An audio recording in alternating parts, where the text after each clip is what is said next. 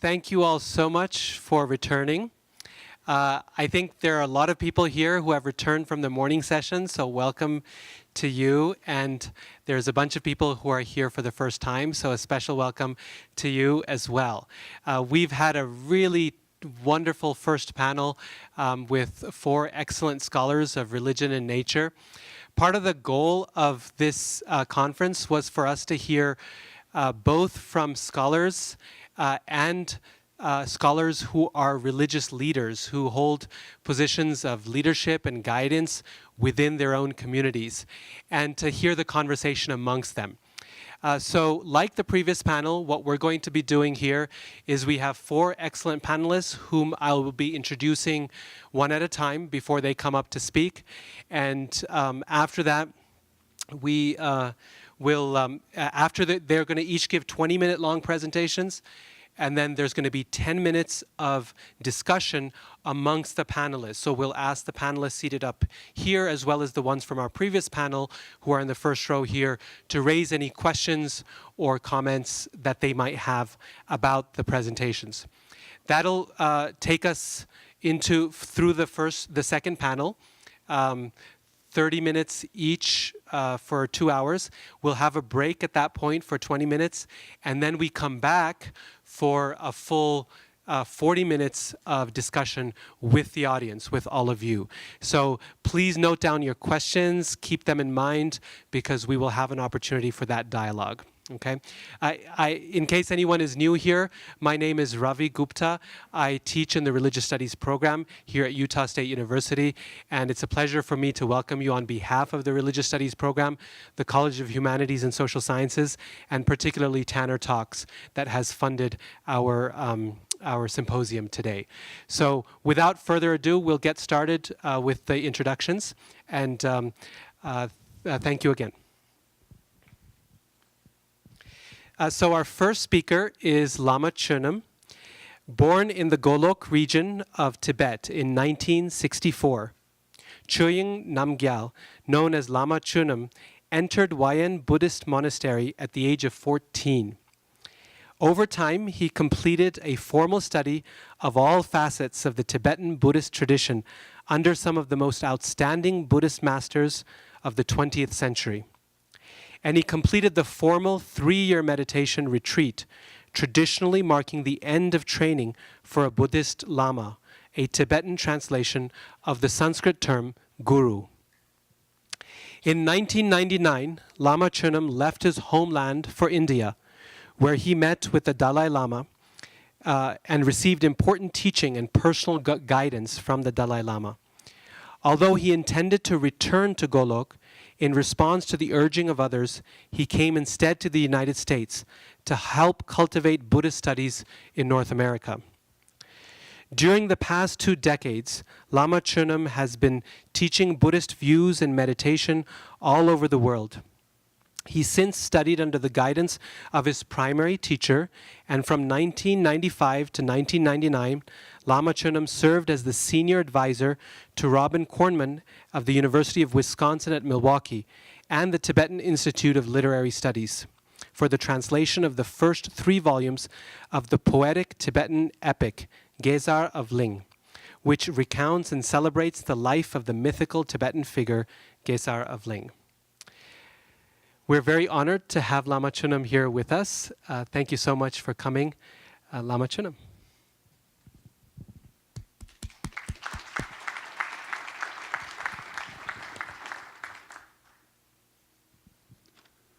Thank you. Good afternoon. Can you hear me? No?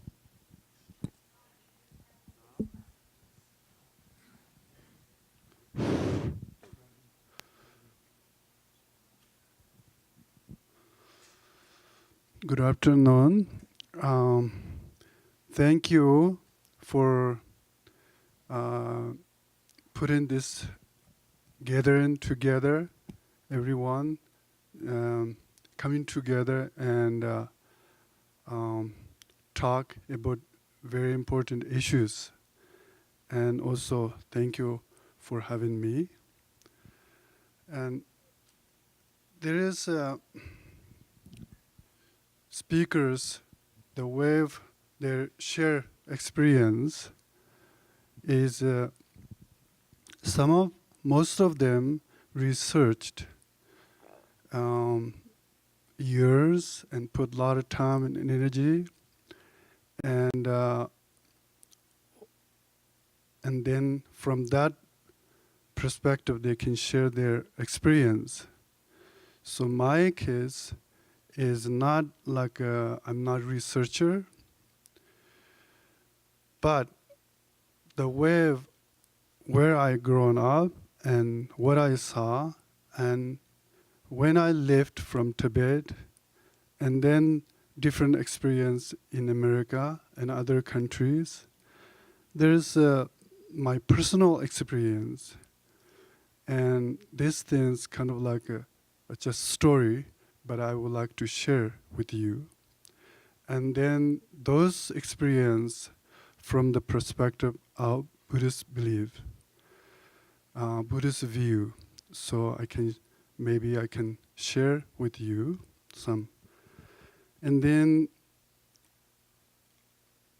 where I was born and grown up in Tibet, Eastern Tibet, and which is the highest kind of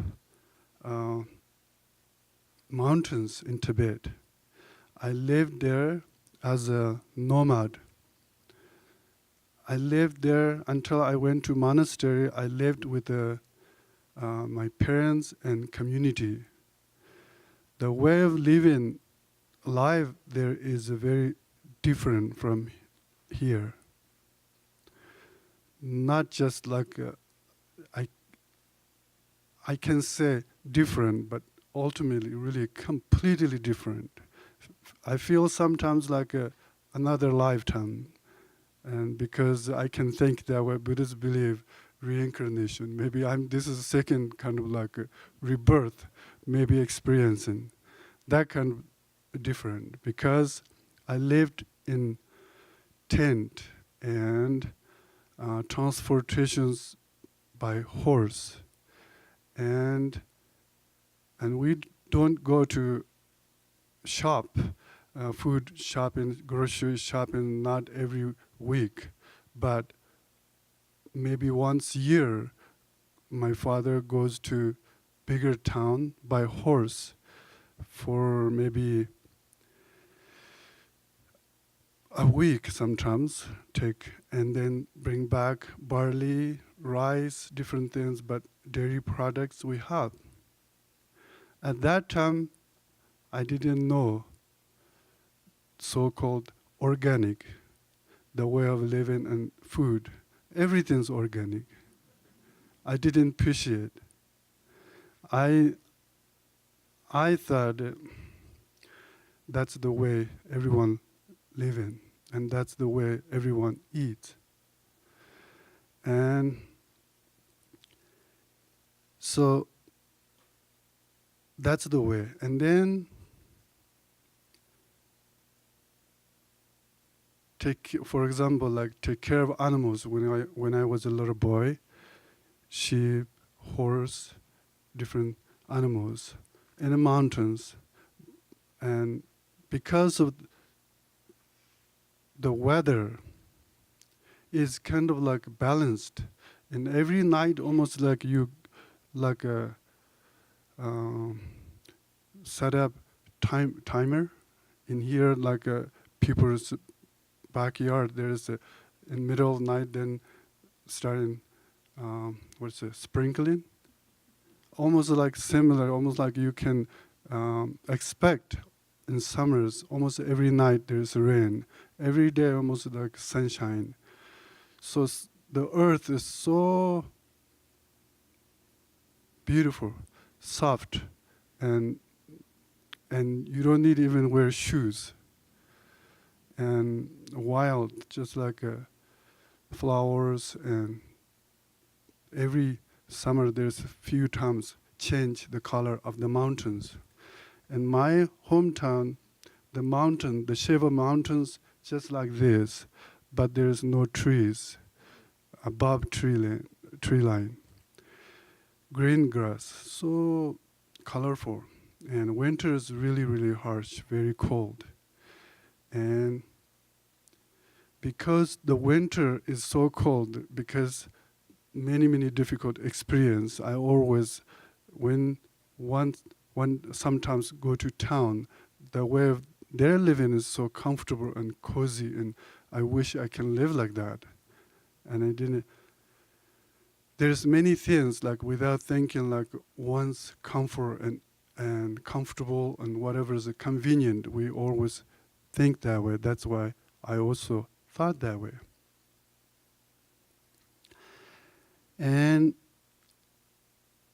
that's just like general way of I lived and experienced. But then at that time, like 30 years ago, there is not much really talking about environment because there is not much big road connect to that area, that region, and there's not much really visitors in summer even from big Chinese cities, forget it, other countries. But so there's a very limited really resources. Resources means like these days the children get different drinks, different candies, different things, just like here we can get from stores. Almost same. That's why the environment is changing. But when I was young, little, and there's not many things we don't need to even worried. But naturally, there is a kind of, because all of them, there is many different levels of practitioners, believers. But every one of them believes something. Believing something is really good if you're not too fanatic and only take your own understand and that's the only you accept is maybe dangerous, but otherwise believing something is helpful yourself and helpful others, I think. So because everyone's believing something, there is naturally there is not even talking about literally talking about environment protection, but naturally there is protection because of the believing. There's many stories I can share, but one story about my father. My father is a very simple person, nomadic and native Tibetan. And because when communists took over, the wave took over our land and people, and some of them never able to open their heart again, kind of like closed, kept whatever they believed. My father is one of like them, because my father and his father and brothers fight until they captured and injured and went took to prison. And he, because of belief, there is also a connection with the even environment, the mountains, and rivers, lakes, everything. Strong connection, because what I saw is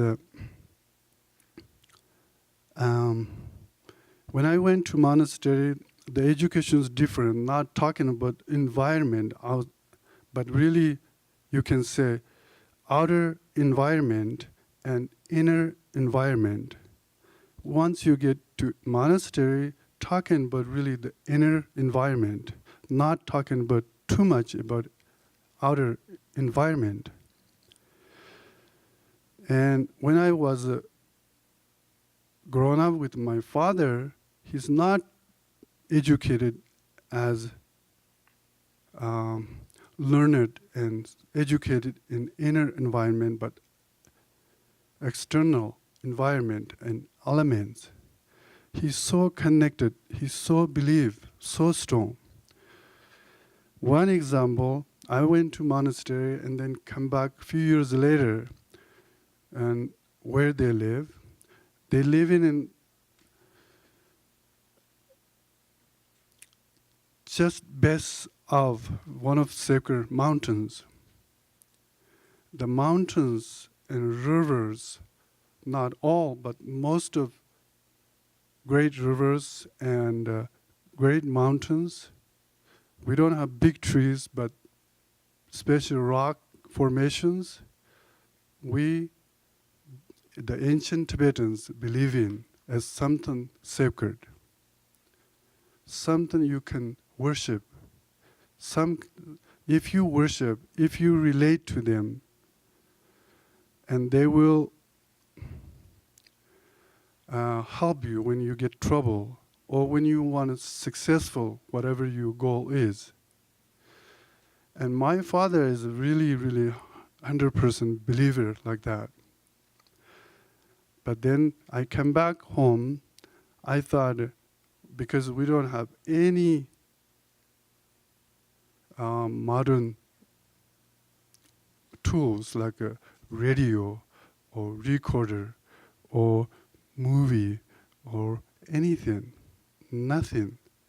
So there is at that time, some monks have radio. And one of my friends has a small portable radio. I borrowed him and to show I know my father is not, interested in anything, but my mother and sister will be interested. I borrowed and to show them and they can listen. And then my friend, he said, maybe too high, that mountain's too high won't work, but if you can't hear, you have to connect this wire to higher tent somewhere. Like he showed me everything, and then I went back with radio, and I tried to show my parents, and my father, so upset. He's saying, this is really not for this kind of environment. This is a sacred place. And this is a kind of like disturbing the spirits in a mountain or home, whatever. And of course, what do you expect? Modern monk bring and sharing these kind of things like that. I thought, Father, this is just like a toy, literally toy, not big deal. But then we turn on the radio, there is a fighting, screaming, and kind of like a really kind of like bad energy. Anyway, we listened and everything, and my father is kind of like upset and listened towards different direction and reciting mantras. The next day, before breakfast, we have maybe 15, 20 horses. And other side mountain, you can see other side. One of them running back towards the tent. He's just watching and what happened? Never do that horse. There's something happened. What happened? Why she's coming, running? And then she came and maybe a couple 100 feet from the tent and fall down and dead already. And then he didn't go down, but he come back and he's saying, I told you, because you disturbed the local spirit. We generations connect with this land and spirit. That's why this happened. There's no reason. There's no other logic. And since then, I don't have any answer, but really because of his belief, disturbing environment is really, really danger. When you believe, when you don't believe anything, then there is not saying that whatever is we made mistake, we're trying to clean up. That's all left. That's all we're doing, mostly here in modern countries. And 5 minutes left. That's all? Okay. Okay, then, so in this case, then now, not only just like one area, but whole world, there is, because of modern, the way of life, changed many things. Now we all have, most of people recognize there is something we have to do. And Dalai Lama said, if you want to do something, change something, and make difference in this world, you have to change from yourself. That's really like, even just we think individually with small people and not that financially, many ways not that powerful, but if we have that intention, we can change. And also we believe in other powerful and older politicians and different people. And then one time, and when Dalai Lama was giving speech, and one little, not that little, but young student stand up, and the world is ruining because of this way of life. But the big business people or big companies cannot change. They won't change. Do you have any advice? Then he said, okay, you have that intention. You already know the problem. That's really good. The older people, if they're stuck with their view, they will die. When you grown up, your responsibility, what kind of life and world you want to have, means really like the younger generation is very important. The older generation really, without knowing, focus on this temporary excitement and temporary successful, and focus on based on really a desire. When we have to change with from within, we have to work with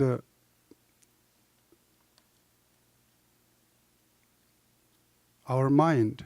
Our mind this morning, like in Buddhists will say, 3 poisons, 3 root poisons. There's many categories of thoughts, negative thoughts, called poisons. And the poisons are desire, hatred, and ignorance. This environment problem comes from ignorance and desire, mostly. And when we work with that and recognize that, then we able to do something. So, and then this environment, whatever is happening, good things happening, bad things happening, a lot of things to do with human beings. Especially Buddhist belief is, Buddhists believe everything, what happening, every movement, every feeling is interdependence. Interdependence is so important and so easy to understand, not something like making up, but according to human mind, according to human feelings. It's easy to understand. That's why those ideas may be helpful. Okay, thank you.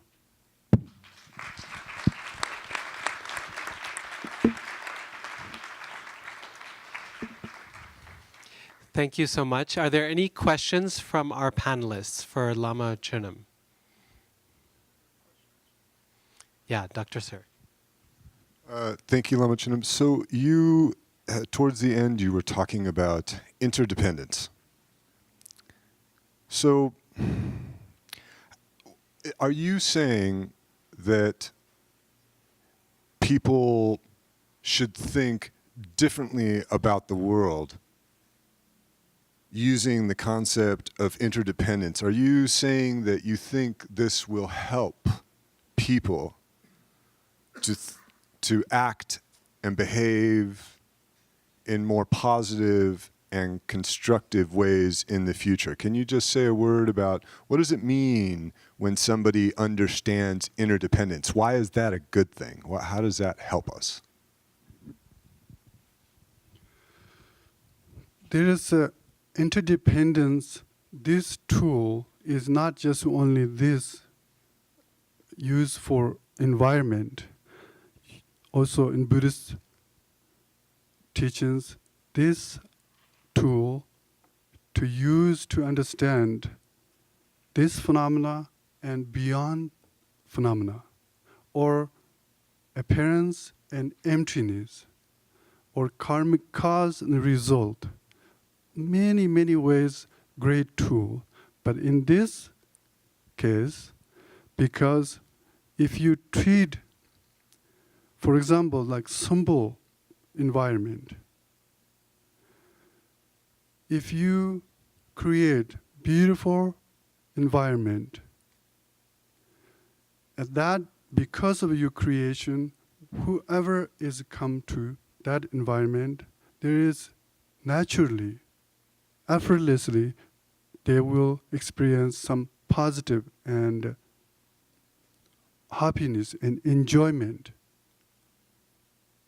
That's just simple. But this environment is really element, what we breathe in, what we drink in, what we eat in, everything, how we treat this earth. The response is just like that. And sometimes also Buddhists, not necessarily classic Buddhist teachings, but the ancient Tibetans believe the earth is just like a mother who has a lot of like genuine compassion towards their children, her children, and a lot of patience, and whatever like great mothers have qualities, you can explain exactly like that, the earth. And then there is, for example, there's a lot of children that the mother is sick. Mother is really kind to all of us, but mother is sick. How we can treat? Now, right now, really the situation, everyone's religious people, and science and scholars, and all of them kind of like waking up and how we can do it. A similar idea. The mother is sick in a hospital, but one son educated as like a scholar and from this like a lot of information he can provide from the perspective of science or modern medical. One son is really believing like ancient beliefs, ancient people's beliefs. there is a lot of belief in how the mother can treat through herbs and different healing process, different things. When I feel like right now we hear scholars, science, and religious people just like coming together, those different types of sons and daughters come together and how we can heal this mother. And that kind of feeling. And without doing anything, then the younger generation, the youngest children is 100% depend on this mother, won't survive. Even those older sons who doctors, they also depend on the mother, but the younger ones completely depend on this mother. Like same thing, we coming together, different information and beliefs together, and how we can heal and treat this, that kind of. Please join me in thanking Lama Chönam once again.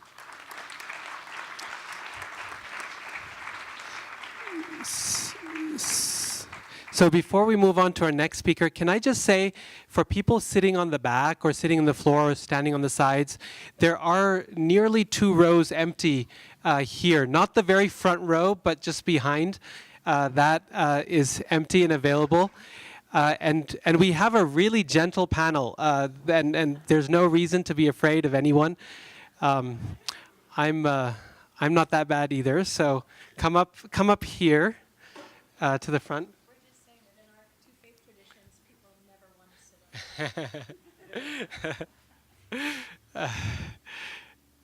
Here we go. So yeah, please filter in. There's seats on this side too. Okay.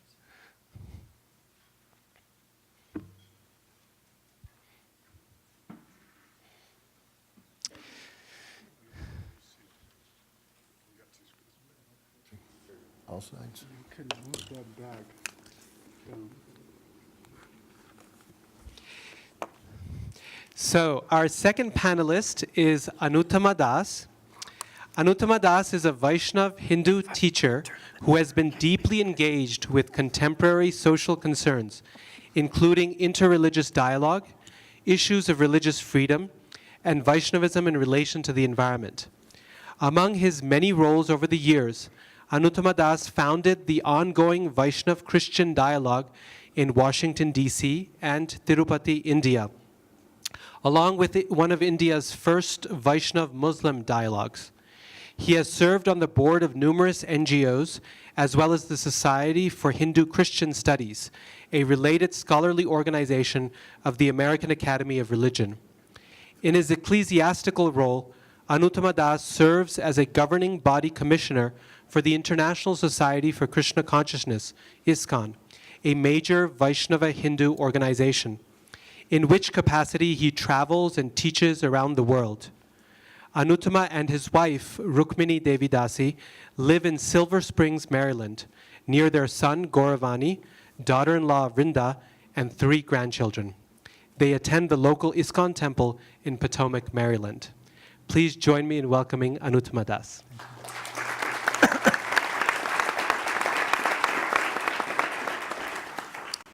Thank you very much for the opportunity to speak on this vital topic. Is the volume okay? We're testing the little handheld devices here.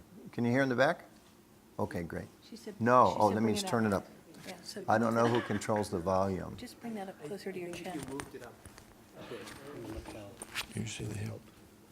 Let us know in the back. How is it there? Is it does that mean more volume or it sounds good? It's okay. And you said more before. Are you okay now? Okay, good. So Ravi, do I get to restart the counter? Was that your time or mine? On your mark? Get set? Get set. Okay, good. Thank you. Okay. So thank you again for the opportunity to speak on this vital topic, God and smog.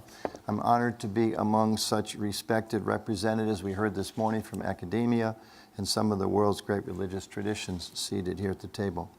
Within the Vaishnava Hindu tradition I represent, and as a student of the respected teacher Srila A.C. Bhaktivedanta Swami Prabhupada, one is hard-pressed to not be an environmentalist or a person deeply concerned about caring for the earth. Yet, sadly, as I will discuss later, not all followers of my faith live up to the environmental principles that our tradition prescribes. Why is environmental stewardship and protection imperative? I'll share 6 reasons and then offer some additional reflections. While drawing primarily from my own tradition, I hope that some of what I discuss will benefit members of the audience as well in firming up your own commitment and rationale for caring for nature and ensuring environmental security and the future for our children and generations to come. So first point, God, according to the Vaishnava tradition, is a playful environmentalist. Vaishnavism, the monotheistic tradition within the broad Hindu family of faith, teaches that God is a person. God is not just a force, energy, or light, but first and foremost a person. Although God is understood to have both feminine and masculine manifestations, today I will focus on his being understood and worshipped as the Supreme Father, the Supreme Friend, and the supremely beautiful and playful Lord Krishna. The Bhagavad Gita, the best known of all Hindu scriptures, explains that God appears in the world to attract forgetful individual souls back to him. In so doing, Krishna displays his Leela, or divine play, revealing wonderful and astonishing pastimes to attract our wandering hearts.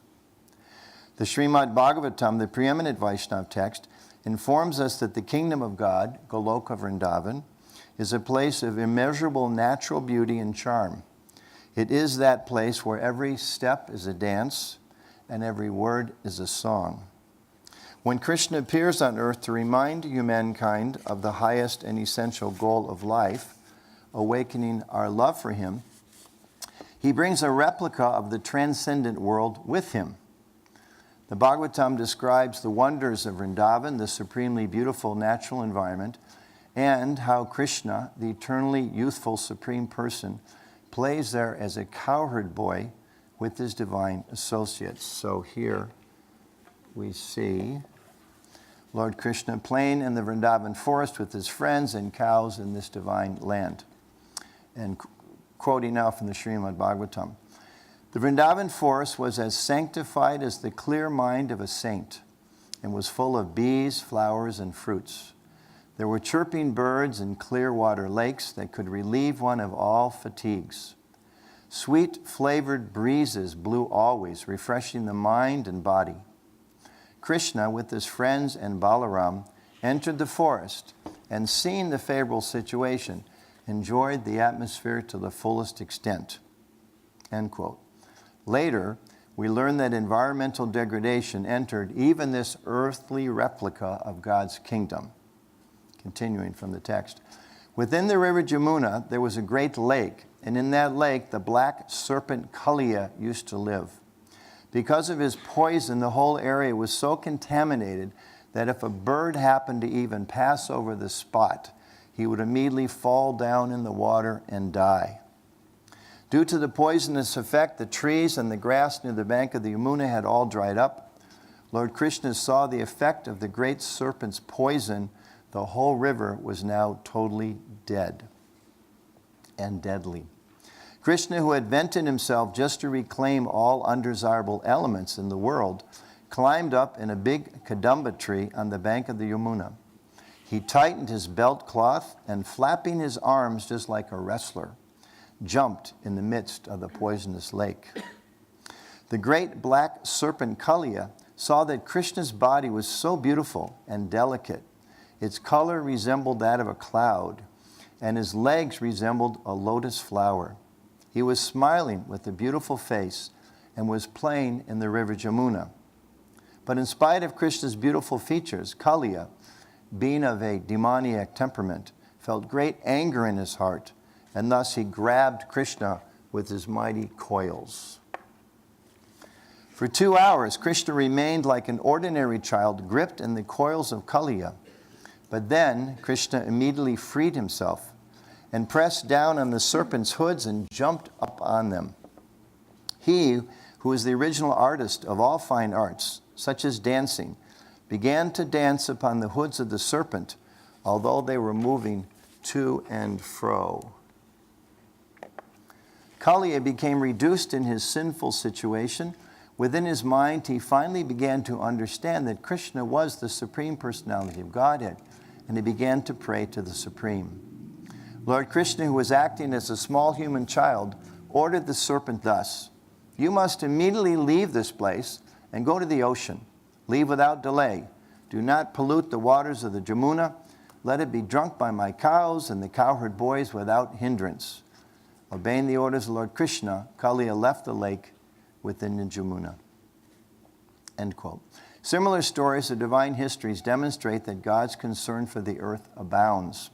Once Lord Krishna swallowed a forest fire to prevent the destruction of sacred forests. Another time, he playfully took on the form of a gigantic boar, Lord Varaha, to rescue the earth when it fell into the cosmic ocean. So when considering the question, is it imperative to be stewards of the earth, the Vaishnava responds emphatically, yes. Krishna himself descends to demonstrate his love for the earth, the waters, the birds, and the beasts. We must act with similar care and not live like the poisonous snakes polluting the water, destroying the land, and causing harm to the creatures of those places. That's my first point. Second, God owns everything. From the Sri Ishopanishad, everything animate or inanimate that is within the universe is controlled and owned by the Lord. One should therefore accept only those things necessary for oneself, which are set aside as their quota, and one should not accept other things, knowing well to whom they belong. Krishna, while playful, remains the supreme owner of everything in existence. This entire world is God's property. The earth is his. The sky is his. All the species of life are his. Here we see Krishna again with his friends in the forest. Despite all of our mortgage documents, deeds, and no trespassing signs, nothing in the world belongs to us. If I borrow a hammer from my neighbor or use my aunt's cottage for a weekend retreat, it's just common decency that I keep in mind who is the real owner. Remembering that the hammer and the cottage are borrowed property, I treat such gifts with care. And later, I will return them in pristine condition to the real owner. Knowing that God is the ultimate owner of everything obliges me to not misuse, overconsume, or pollute the world. The earth is God's property. It is only loaned to us for our respectful and conscientious use. 3. All life is sacred, from the Bhagavad Gita. I am the source of all spiritual and material worlds. Everything emanates from me, Lord Krishna says. Vaishnava tradition teaches that the world is not only Krishna's property, it is also sacred. The world is an expansion of God's energies and therefore connected to him, and in that sense, divine. In India, faithful people are often seen offering puja or worship to the rivers, the forests, and the land, knowing that they are connected to the divine. Mother Earth, known as the goddess Bhumi, is a sacred being and a dear associate of God himself. For Vaishnavas, care of the earth includes all of the earth's creatures, not just care for dogs or cats, horses, or humpback whales, but all life. The Vedic scriptures explain that wherever there is life, there is a spark of the divine, an Atma, an individual soul. Vaishnavas therefore practice ahimsa, non-violence, to not harm any living being. As strict vegetarians, we do not eat meat, fish, or eggs, and many Vaishnavas are vegan to avoid supporting the abuse of cows by the dairy industry. In fact, scientific evidence has shown that adopting a vegetarian lifestyle is the single most important commitment one can make as an individual to protect the environment. Knowing that all life is sacred, Vaishnavas commit to protect the earth and all her creatures. 4. We are just passing through, so act responsibly. From the Vedanta Sutra. Now, therefore, having acquired the human form of life, it is time to inquire into the absolute truth. All Hindus understand that the earth planet, while a gift of God, is not our home. It is a temporary residence. We are all eternal and merely passing through this realm. The essential opportunity of life is not to enjoy sensual or material gratification, it is to realize God. While we are here, we should utilize the world's resources primarily as they aid in that purpose, spiritual awakening. Thus, our very attempt to exploit the world is often an expression of ignorance and rebelliousness toward God. Wise men and women do not damage the environment to maximize temporal comforts and pleasures. Instead, they live as stewards, working in harmony with the world. They know we have more important things to accomplish to seek the absolute truth. In a similar vein, the well-known LDS teacher, Dr. Stephen Covey, taught that we are all response-able. We have the ability to respond appropriately to any challenge or opportunity put before us. Vaishnava teachers extol that we must act or respond according to kala, desha, and patra, the needs of time, place, and circumstance. Seeing that our modern civilization is devastating the environment, we are called to act, to be response-able agents of rejuvenation, to reduce, reuse, recycle, and recover. 5. Simple living, high thinking, again from the Bhagavad Gita. A person who can tolerate the incessant flow of desires which enter like rivers into the ocean, which is ever being filled, but is always still, can alone achieve peace, and not the person who strives to satisfy such desires. The Vaishnava tradition is an expression of bhakti yoga. Bhakti means devotion. Yoga means to link or yoke. Hence, bhakti yoga means to link with God through devotion. Knowing that life should be centered on awakening our love of God, Vaishnavas practice and teach simple living and high thinking. Rather than striving 24/7 to increase our consumption of material resources, overcome by an endless desire for more stuff, and destroying the world in our wake, we should live simply. My teacher, Srila Prabhupada, made this an imperative in his 7 purposes for our community. He wrote that we should, quote, bring the members closer together for the purpose of teaching a simpler, more natural way of life. ISKCON has since established dozens of eco-friendly rural communities around the world, some of them completely off the grid, aspiring to the standards set by our founder. This is a slide from a eco-farm in India and another in Hungary. 6, the law of karma. You've all heard this. As you sow, so shall ye reap. Hindus believe in the law of karma, or action and reaction, paralleling the familiar biblical teaching. If we cause harm to the earth, the air, the rivers, or the creatures of the world, we will suffer reactions. On a practical level, we experience those reactions every day. We see all around us the impact of environmental abuse, pollution, scarcity of water, rising sea levels, diminishing ice packs, increased severity of hurricanes, flooding, drought, and on and on. Thus, if for no other reason to minimize the suffering we bring upon ourselves, we must be stewards of the earth. If we do reap what we sow, it is time to change our behaviors.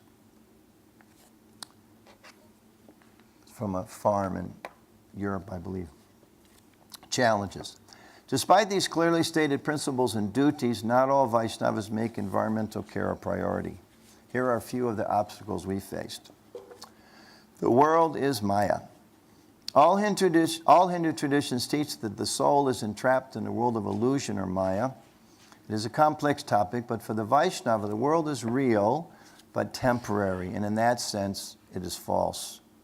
Nonetheless, a philosophy that declares the world to be illusory can be misdirected, thinking there's no need to care for the world since it is in one sense illusion. It's a problem. Arrogance. We don't see this in religious people very often, but it's in my community for certain. Some Vaishnavas may think they are especially blessed and therefore not as accountable for their actions. As I understand our teachings, the more I know about Krishna and his dominion over the world, the more I must respect and protect his energies. Some, however, seem to think that because I am God's devotee, my clock quit, so I must have unlimited time, right? They seem to think because I am God's devotee, my trespasses are forgiven. Perhaps I am now too special and important to be bothered with mundane things like minimizing my use of water or recycling or making care for nature a priority in life.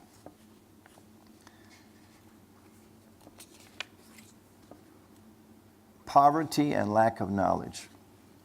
More practical obstacles exist too. In South Asia, the original home of Vaishnav culture, poverty and lack of knowledge and the threats of environmental disaster often undermine religious impetuses for stewardship. India's historic agrarian culture is based on care for natural surroundings and living in harmony with the earth's abundance. Yet, modern impulses have led to harmful practices and the abuse of nature. In many ways, modernity came faster than India could adapt. As a young Vaishnava missionary traveling by train across India in the 1970s, I watched fellow travelers unwrap fruit they purchased from a vendor, then casually throw the natural wrapping, made from banana leaves, out the train window and onto the ground below. A decade later, I saw vendors selling their wares now wrapped in newspaper, paper that was similarly discarded out the train window. A decade or two later, I was distraught to see the vendors had modernized. Now they use plastic bags, which are by habit thrown out of train windows by the millions. There are large-scale efforts to change these behaviors in India, but it takes time. Note the Taj Mahal in the background. Government and corporate challenges. Looking at South Asia again, corruption, political ineptitude, and corporate greed, not wholly absent for our own country and other nations, are major factors that undermine environmental efforts. Many projects to care for Mother Bhumi have begun, but fail due to lack of political will, corrupt politicians, or simple incompetency. Today, even many of India's great sacred rivers are horribly polluted due to insufficient and crumbling infrastructure and lack of courage and long-term vision from political, social, and business leaders. These are photos from a film released called The Stolen River by Dr. Christina Danka, showing the Jamuna River, one of the most sacred rivers in India, how it's been misdirected. This is a river that, when it naturally flows, is abundant. It's wide. I don't know if it's wide as the Mississippi, but it's a major flow of water. But because the water is directed by dams for other agricultural purposes in one state, and because the federal government doesn't have enough control, anybody can grab the water they want to. So this is a thriving river. And here we see the same river below Delhi, where because the water's been shut off, the only thing that's present is the runoff and the pollution and the sewage and a few small streams feeding what was once a vast river. So that's a man standing in a river surrounded by from the detergents of the city, creating foam in the water. The river's there, but it stopped, as you saw. Conclusion. I don't want you to think about that one too long. Let's go to something more satisfying. This is another ISKCON farm. Bhagavad Gita, all beautiful things spring from a spark of my splendor, Lord Krishna says. Knowing that Krishna is the supreme proprietor, that all life is sacred, that we are here on earth but for a brief time, that we are best served by simple living and high thinking, that if I do harm, I will suffer karmic reactions, and that God himself wants the natural resources protected, gives much impetus for Vaishnavas to be stewards of the earth.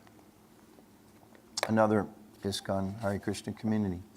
Thus, today ISKCON has dozens of eco-friendly rural communities and other eco-friendly programs around the world. In India, the Govardhan Eco Village was awarded the highest honor given to an NGO or non-government organization by the United Nations for shaping global tourism through sustainable initiatives. The Gita Nagari Yoga Farm in Pennsylvania is the first government-certified dairy that produces organic milk from cows that are protected for life, cows that will never be slaughtered. And based on an eco-friendly diet, ISKCON-affiliated programs feed hot, healthy, vegetarian lunches to 1.2 million lower-income school children every day in India, 6 days a week. Yet, most importantly, to overcome the environmental challenges we face and to cleanse and protect our earth, our tradition teaches that we need to first clean our own hearts. It is only when we become purified in heart, purified of the desire and tendencies to exploit the earth, its creatures, and each other, that we can truly be stewards of our world. Here again is Krishna and Vrindavan. In that spirit, I'll end by reciting a prayer or mantra from my tradition, asking God to cleanse our mind, our minds, and our hearts, and make all of us instruments of His peace. Hare Krishna, Krishna Krishna, Hare Hare, Hare Rama, Rama Rama, Hare Hare. Thank you very much.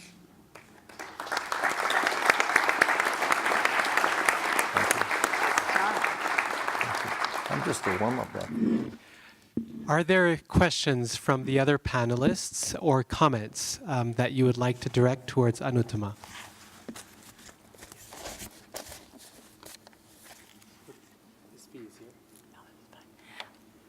I think this is a comment, but it may be a question. My brain caught on the snake. And I think about how in the Christian story, the snake wreaks havoc, sin happens, snake goes away, ostensibly snake wins. In the Hindu story, snake descends, but Krishna overcomes the snake. Can you talk about that? Yeah, I mentioned too the parallel that in our tradition, God has a masculine and feminine manifestation. So there's Krishna and there's Radha. Also, just lack of time, I didn't mention actually the snake's wives came and begged for mercy on his behalf. So they're really the heroes of the story. Yeah. You left out the women. Yeah. No, I didn't leave them out. I'm waiting to be invited by the Women's Studies program and tell that part of the story next. Yeah. Okay, so it's more complex. Yeah, no, and actually, as the story tells, because although he was evil-minded and causing so much trauma, because he came in contact with God, he was reformed, his consciousness was purified. And then he was sent to say, no, go live someplace else and don't make more trouble here. So that whole concept of transformation and purification is a very essential one in our tradition. And one that I find inspiration because even someone like Kaliya, he's a symbol of pure nastiness, but that no one cannot be delivered or purified or reformed within the Vaishnava tradition. There's always hope. So in the same way, environmentally, the similar hope is there. There's always hope. And Dave and I were speaking during the break, say with rivers, they're always rejuvenating ourselves if we would just get out of the way and let them do what they naturally will do. Like in the Christian tradition, there's always resurrection. Mm-hmm. Okay. The snake doesn't have the last word, even though it seems that way. They have the last word when their heart becomes cleansed and they say, praise God, thank you for saving me. Yeah, I missed that part. That's the best last word. Other questions from the panelists or comments for Anuttama? So I'll ask something then, since we have a couple of minutes here.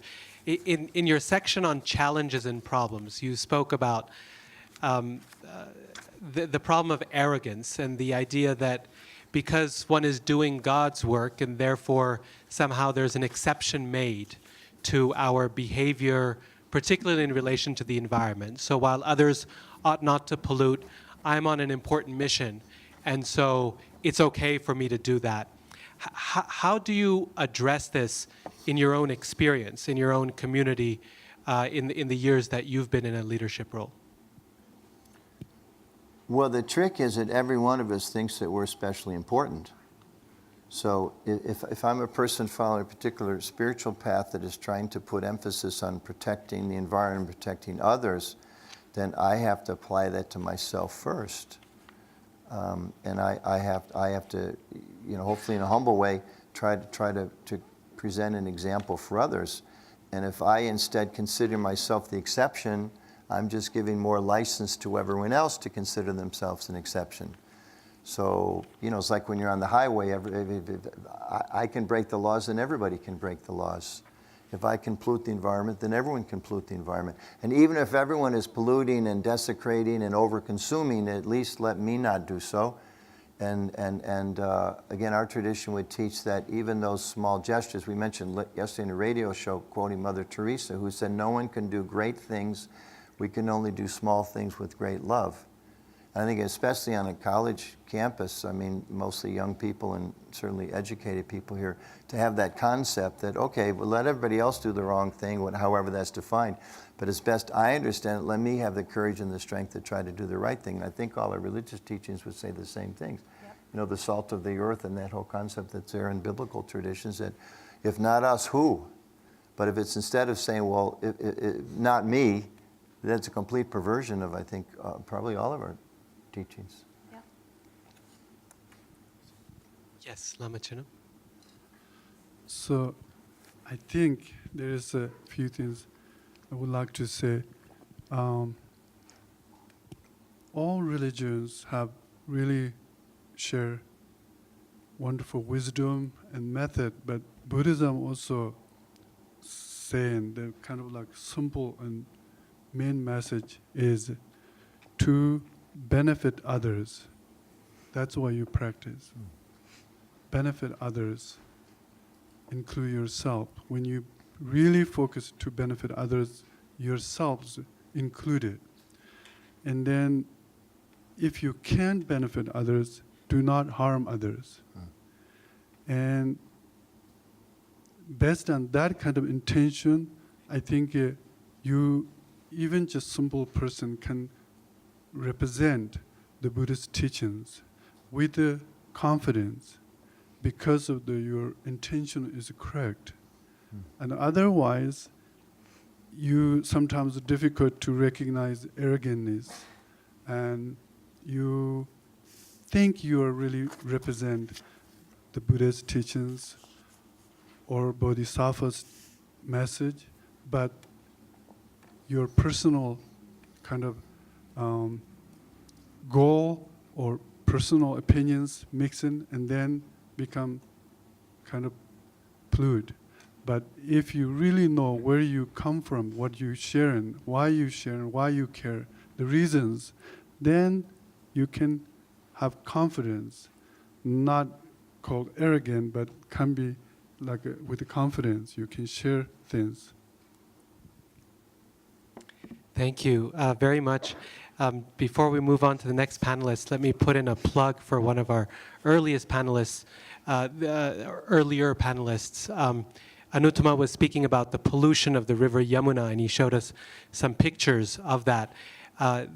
Dr. David Haberman has written an excellent book on this topic called River of Love in an Age of Pollution, the Yamuna River of Northern India. So if any of you have time during the break, we have copies of books written by our panelists here as well as the previous panelists on display outside, and you can find that book there to peruse through. Unfortunately, we don't have copies to buy here, but it's a wonderful study of this specific river and how it has both been polluted and how the grassroots movement to purify and cleanse it is really grounded in the faith and in the devotion that is brought by pilgrims and by the local residents to that river. So just as a connection between this panel and the previous one. Please join me in thanking Anuttama for his presentation.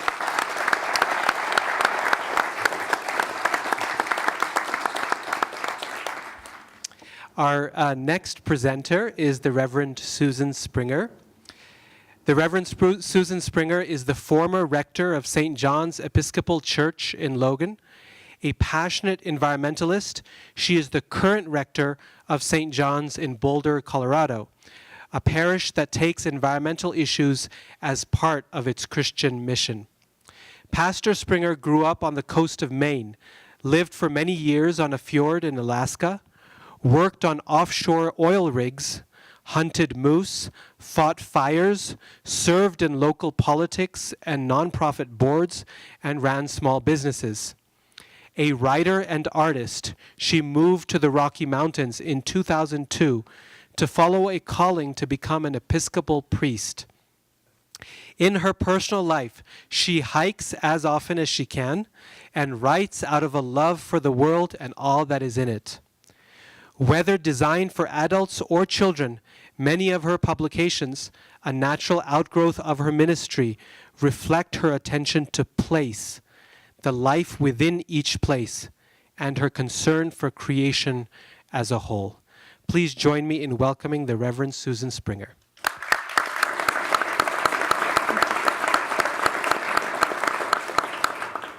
Thank you very much, and thank you for the introduction to speak. I am filling in today for Episcopal Bishop Carolyn Tanner Irish, and I ask that you join me in offering a prayer or an intention for her healing and return to good health. It is a pleasure to be back in Logan, and if you see me grinning like an idiot as I look out, it's because I recognize somebody from St. John's Episcopal Church. So, hi, everyone. I look forward to seeing you all. Christianity is a huge and surprisingly diverse container, and I speak for a very small portion of it. I lead a congregation in Boulder, Colorado that is theologically liberal and socially progressive, but which actually includes many members who are politically and socially quite conservative. So my congregation is not homogeneous, nor is our denomination the Episcopal Church. And I will make the claim that many Christian denominations are just as theologically and socio-politically diverse as we are.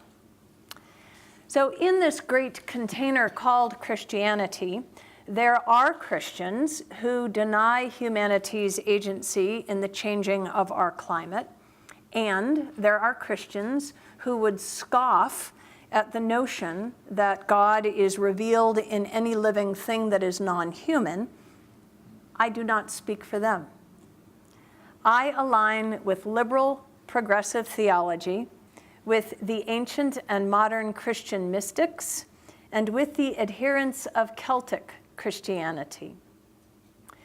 To faithfully acknowledge that the Episcopal Church is not the only Christian denomination working on environmental issues, I have put together a resource from what I could find online, a list of what other denominations and interfaith organizations are doing to empower their members to care for creation. And I checked, and that document is posted on this conference website. So you can, thank you for that. You can access it. I want to begin not with what Christians are doing to promote good work on environmental issues, but instead with what has stood in our way. One issue is how Christians have understood the book of Genesis. Many people forget that there are two creation stories, one story in chapter 1, the other in chapter 2. In chapter 1, God tells the man and woman to subdue the earth and have dominion over it. That's the one many of us are familiar with. Traditionally, that directive has been used as license to recklessly consume the earth's resources and to abuse its inhabitants. But the creation story in chapter 2 offers a very different perspective. God forms the man out of the Adamah, the rich, arable soil. And God breathes the breath of life into him. God places the Adamah, the earth creature, into the Garden of Eden to till it and keep it. And as Dr. Barker noted this morning, the Hebrew words literally mean to be a servant. You might think of it as a servant to the soil. But that second story, which depicts the Adamah as a servant, wasn't really part of a popular biblical interpretation, I think, until relatively recently. The Bible has long been misinterpreted as giving humans apparent free rein to plunder the earth's natural resources. And in fact, the opposite is true. The earth belongs to God and not to us, and we are to care for it in God's stead. Now, when it was born, Christianity was a countercultural, grassroots, anti-establishment movement based on unconditional love and humility. After a few centuries, this countercultural, grassroots movement got married to the Roman Empire. And Christianity thus became a religious institution, part of one of the very establishments it had protested against. This dysfunctional marriage, which, by the way, was necessary to save the skin of Christians, because if you martyr everybody, pretty soon you run out of Christians. But this dysfunctional marriage of religion, this grassroots religion, and empire, I believe, gave rise to a sense of entitlement and arrogance that led to the epic abuses of the Crusades and to horrific exploitation and desecration of the land and the peoples of the New World by European explorers. Historically, both the misinterpretation of Scripture and the hubris of Christian humanity have profoundly gotten in the way of properly caring for the creation that has been entrusted to us. These are difficult things for a Christian to say. But these are truths that must be named and owned and repented. The redeeming news is, by the grace of God, there are in all quarters of Christianity, and indeed in all faith traditions, enlightened souls who understand that Scripture calls us to servanthood and caretaking and not dominion, and that we are all part of one family, all races and all species, all of us siblings and children of one God. I believe we owe these seeds of redemption to Christian mystics, both ancient and modern. These are people who, among other things, understand that each one of us has the capacity to personally encounter the divine. And also to adherents of Celtic Christianity, which, among other things, acknowledges the divine in all creatures and ecosystems of the natural world. Scientific discoveries of the last century are also contributing to a recalibrating of our attitude.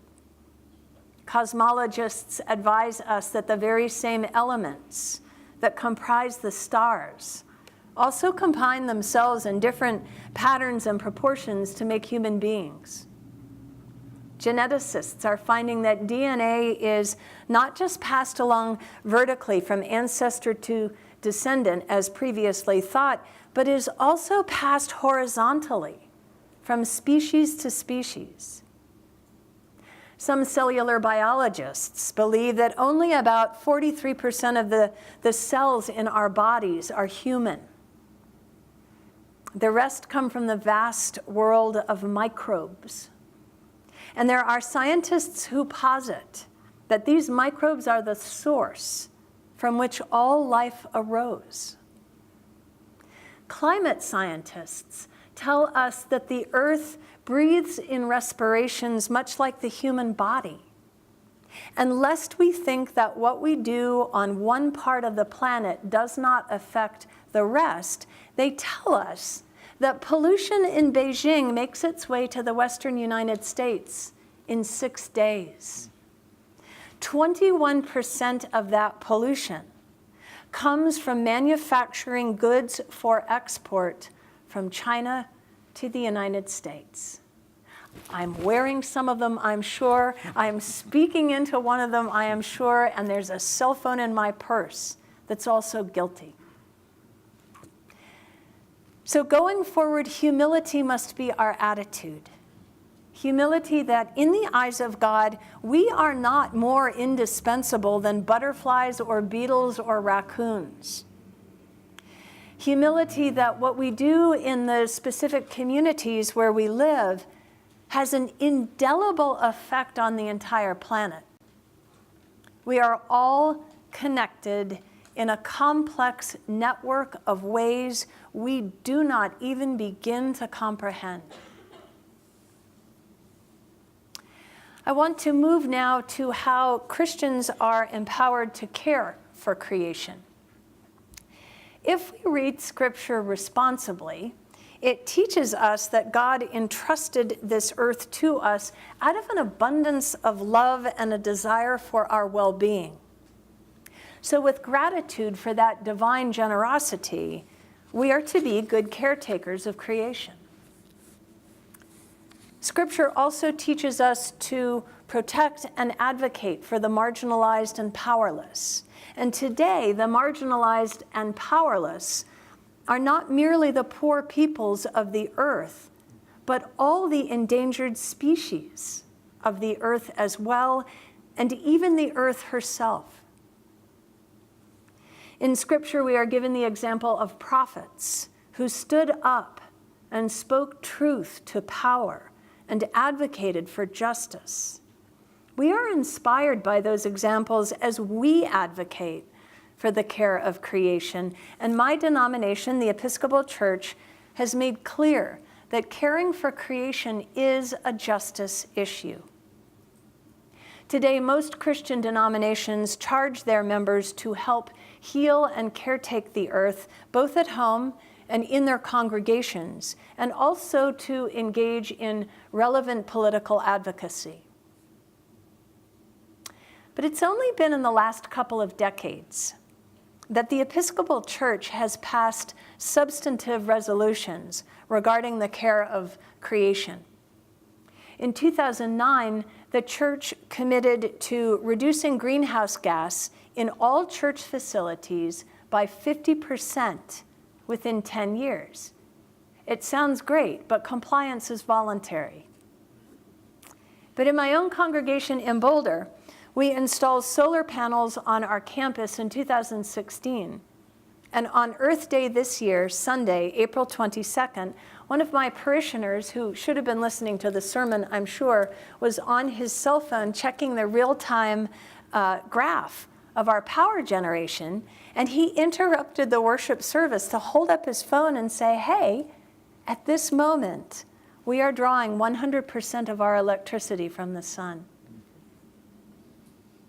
In 2015, the Episcopal Church voted to divest from investing in fossil fuels, although the church's biggest asset, its $9 billion pension fund, was not covered by that resolution. Advocates are still pressing to get the pension fund managers to divest from investment in fossil fuels.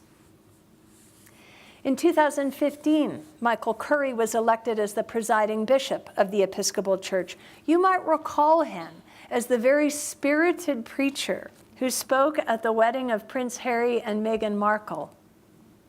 Bishop Curry has been clear that environmental stewardship and care of creation is one of his top priorities. Following his lead, the church this summer in its triennial general convention passed a number of resolutions having to do with the environment. I have compiled those for you on a second document, and thank you, they also are available now on the conference website. To summarize them, the church stated its commitment to the Paris Climate Accord, even though our president has indicated his intent to withdraw.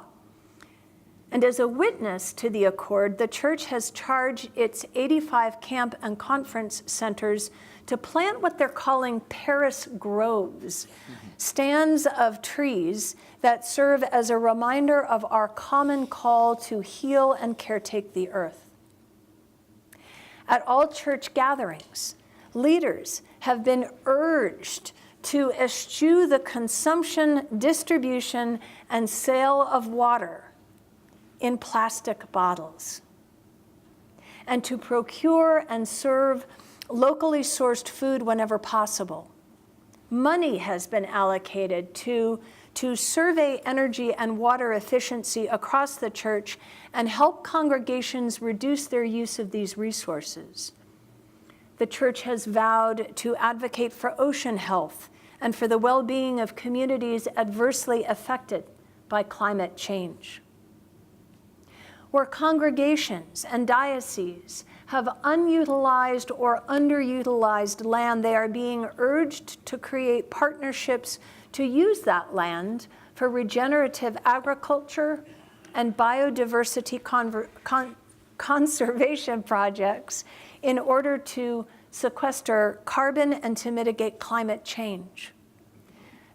The church declared solidarity with the Gwich'in people of Alaska, and the church joins them in opposing oil drilling in the coastal plains of the Arctic National Wildlife Refuge. The Episcopal Church also declared its solidarity with the Standing Rock Sioux Nation opposing the Dakota Access Pipeline. You might argue that passing resolutions sounds great but does little, and I would agree. Thankfully, across our denomination, there are energetic leaders who are putting the meat of these resolutions into practice. Congregations are installing solar panels, distributing rain barrels, planting trees, growing vegetables to feed the poor, helping local governments with bioremediation along waterways, raising awareness, composting, and engaging in political advocacy. Before I came, I read that one of your city council members here in Logan is working to ban plastic grocery bags, and that your state legislature also tried passing a bill to do the same. I wonder if you could get behind those efforts. I was happy to fill my water bottle at one of your water filling stations. I wonder if USU might consider a ban on these ubiquitous plastic bottles that follow us everywhere. My congregation uses only compostable or washable dishes and silverware at our functions. Have you asked how much trash your faith community is generating? In the Cache Valley, might you consider urging restaurants to stop using styrofoam containers, which I read take 500 years to decompose in landfills? Are we using styrofoam containers here at USU? I've only begun to scratch the surface with these questions. The problems facing us servants of creation are enormous, and the opportunities for action are likewise overwhelming. On March 28, 2017, the President signed an executive order which sought to nullify the previous administration's Clean Power Plan, which would have phased out coal-fired plants and replaced them with wind and solar farms. That executive order signaled that the United States was not prepared to honor the commitments it had made in the Paris Climate Agreement. In response, the bishops of the Episcopal Church issued this statement, and I quote, "We live in a time of unprecedented global change spanning scientific discovery, technological innovation, and human development. This extraordinary moment offers an equally unprecedented opportunity to leverage our abundant resources for positive and scalable societal impact. We believe that climate change menaces the lifeblood of our economy, our national security, and the very future of humanity and that of many other species. And our country must rise to the occasion to confront this enormous threat, assuming a leadership role in partnership with the community of nations. We consider this a matter of profound spiritual importance and a manifestation of our call to be stewards of God's creation." End quote. While I am proud to be part of a denomination that works to steward creation and fiercely advocates for it, I am often overwhelmed at the scope and the complexity of the problems before us, and I pray for guidance as to how best use the life and energy that I have been given. I suspect you are deeply concerned too, and that is why you are here. In closing, I offer inspiration for the journey from a first-century Jewish rabbi who commented on Hebrew scripture, in particular the book of Micah, chapter 6, verse 8. He wrote, "Do not be daunted by the enormity of the world's grief. Do justly now. Love mercy now. Walk humbly now. You are not obligated to complete the work. but neither are you free to abandon it. Thank you.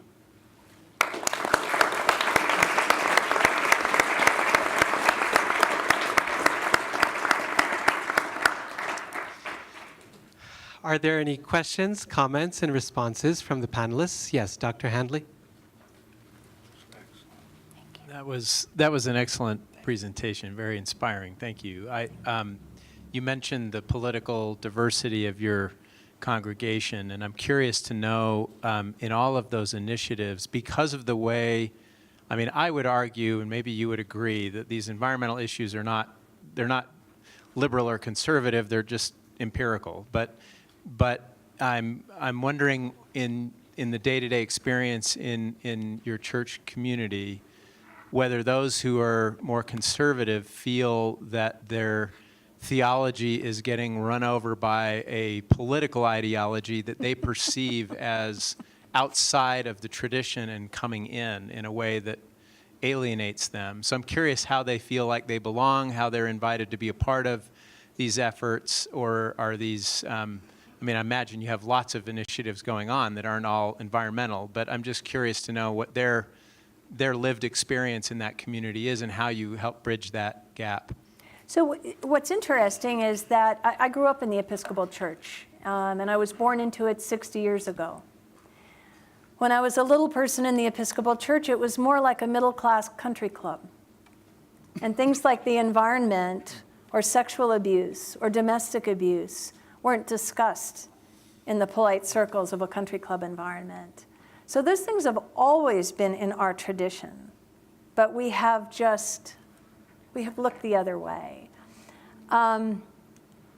To give you an example of how conservative my congregation is, Supreme Court Justice Neil Gorsuch was a member of my congregation and a fine human being.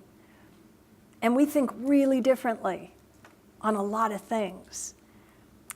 But by God's grace, we find enough in common to sustain us.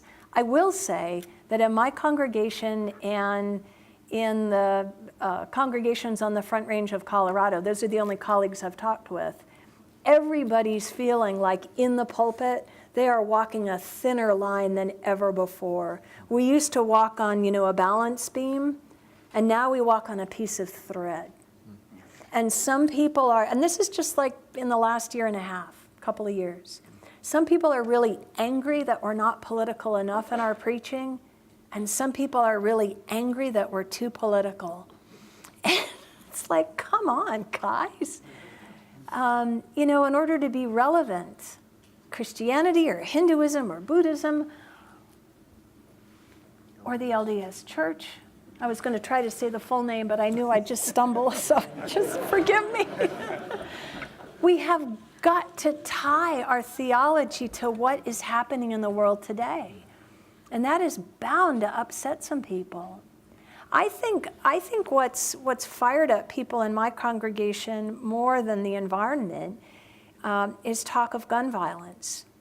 And after the shooting in Parkland, that's an impossible thing to ignore. I own a rifle. I hunted. I'm not anti-gun. But it's such a tender issue that we actually had some folks leave, not because of what we were preaching, but because the Episcopal Church in general has come out saying, come on, folks, we have got to find some common sense solutions to the problem of gun violence. So I hope that answers the question. Are there other questions or comments? Elder Snow? Just, I suppose, a related question. How did you find the contrast with your congregation here versus Boulder? I mean, we're the same part of the country generally, but two different communities. How did that, from a political standpoint, was it much less political here than? Permission to speak frankly? Sure. So in the Cache Valley, if you're liberal, you go to the Episcopal Church. So, you talk about same-sex blessings, you talk about the problem of gun violence, you talk about the environment, people are like, yeah, preach it, sister. So in Boulder, Colorado is really liberal, and you would think, I mean, that when Justice Gorsuch was nominated, the papers went bananas because he came from this wildly liberal church in Boulder, Colorado with gasp a female leader. But it is much more diverse politically in Boulder, Colorado than it was here. Yeah. Thank you for letting me have fun. Other questions or comments from the Reverend Springer stayed well within her time, so we have a couple more. Thank you. I feel like I'm. I'll just comment real briefly. As an ancient Hindu tradition that showed up in the Western Shores in the mid-'60s, I'm very pleased to know that my brothers and sisters in Christianity are actually themselves part of a counter-cultural grassroots movement. I didn't realize we also had that in common and how we're often seen. Well, you think about it, and people will say, what do you do for a living? And I'll say, I'm an Episcopal priest. And the first thing they say is, oh, I'm not into organized religion. And I will say, neither was Jesus. And I mean, that's not original to me, as clever it is. I can't claim it. But it was anti-establishment. And as I alluded, we had to become establishment to come up from underground and survive as a faith tradition. But what we lost in terms of our humility, and it's, Dr. Barker, you've got the language piece. The humility is from the Latin humus, humble. I mean, they all play together in with the earth creature.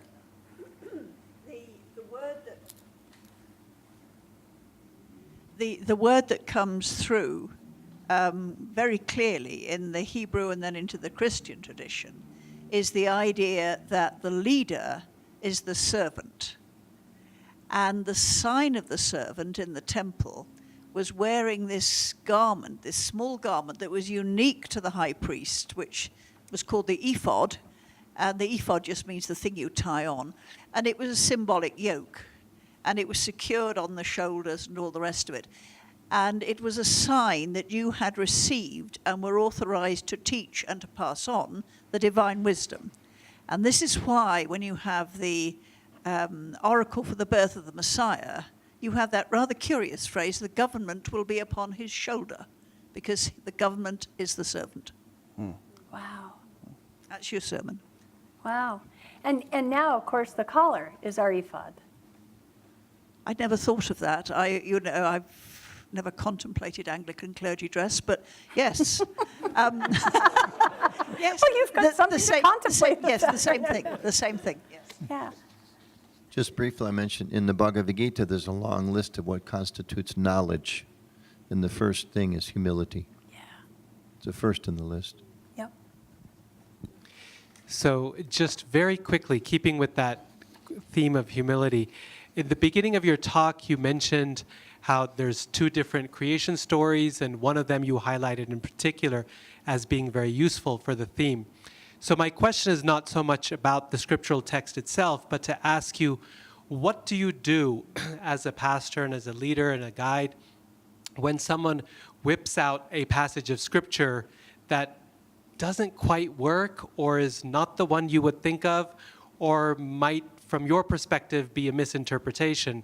How do you address that, given the fact that you're dealing with people's faiths and it is scripture after all? I remind them that the Bible is not a book, it's a library of books, a library of texts that were written over a period that spans millennia, I think. And they were written by different people, to different audiences with different agendas. They were copied by scribes who went, I think that's what he meant. And the Bible is full of contradictions, and it is, if you look at it that way, it's impossible to do what we call proof texting, To have an opinion, go to the Bible to find something holy to back up your opinion and say, well, see, the Bible says it.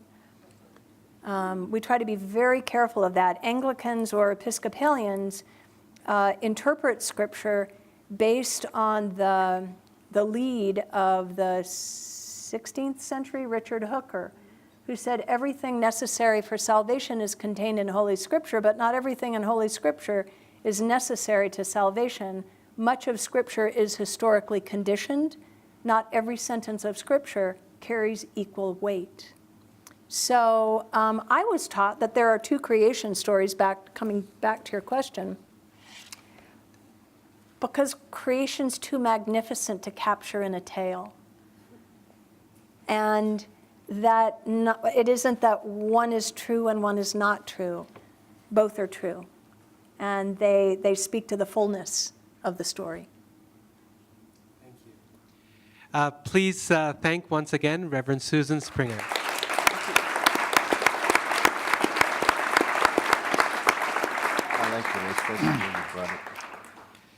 It is now my pleasure and honor to introduce Elder Stephen E. Snow.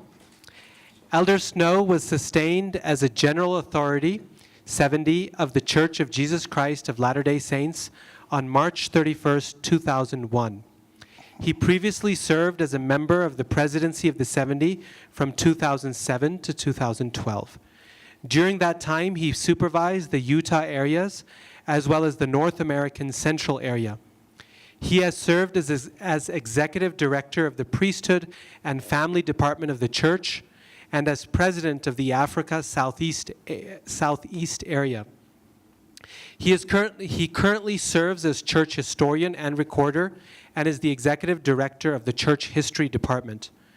Prior to his call to serve as a full-time general authority of the church, Elder Snow was a senior partner in the Utah law firm of Snow Nuffer. He has been actively involved in supporting education, having served as a member and president of his local school board, as chairman of the Utah State Board of Regents, and as chairman of the Western States Commission of Higher Education.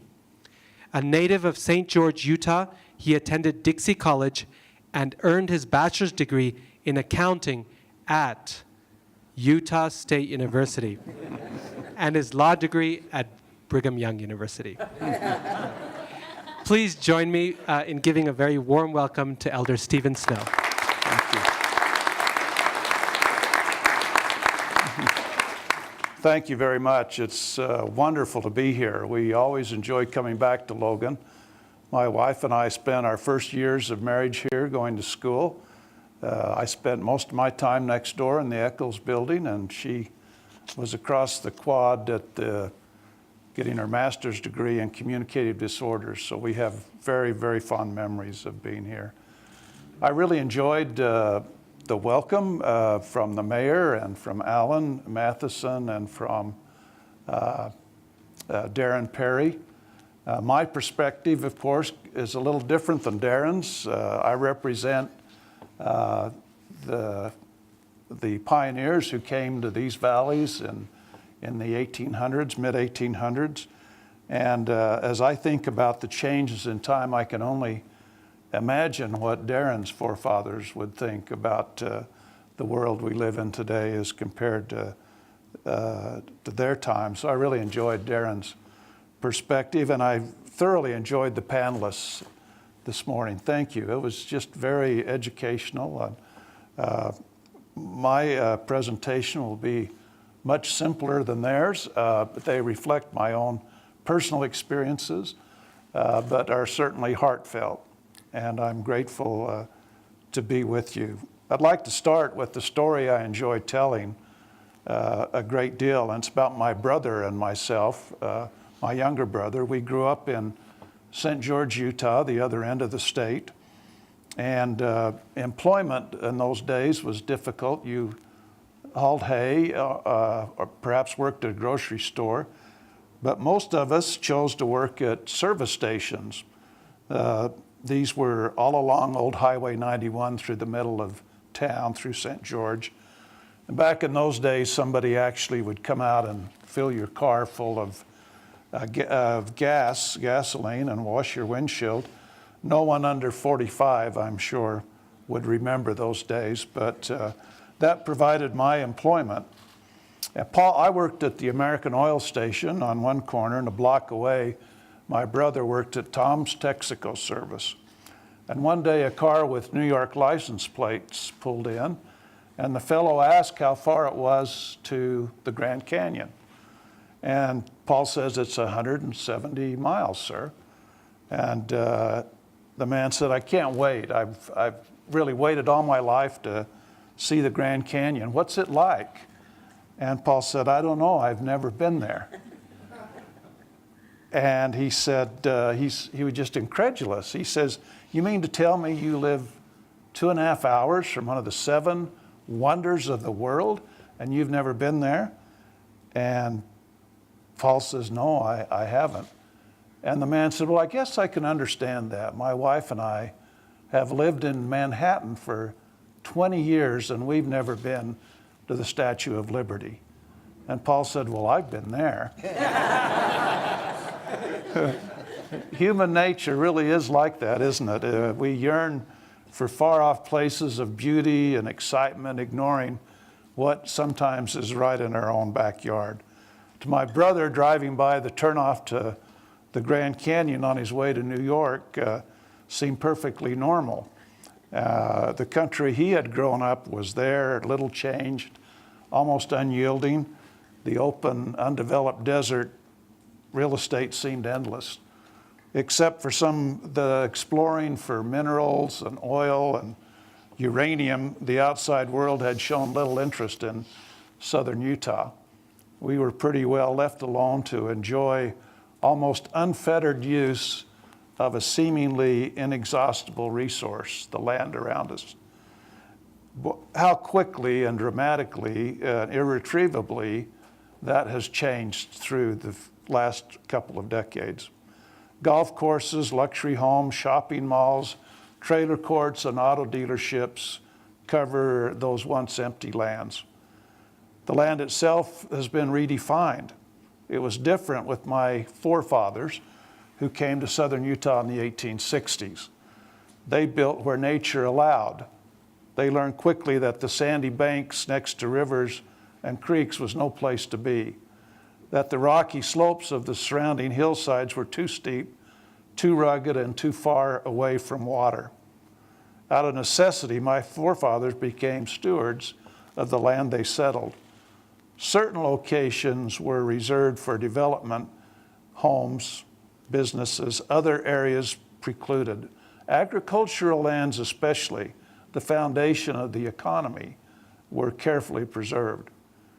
No longer, that's not the case. Developers find no obstacles in rocky slopes and arid valleys. Sandy plains become filled with lakes and artificial streams. Hills can be flattened.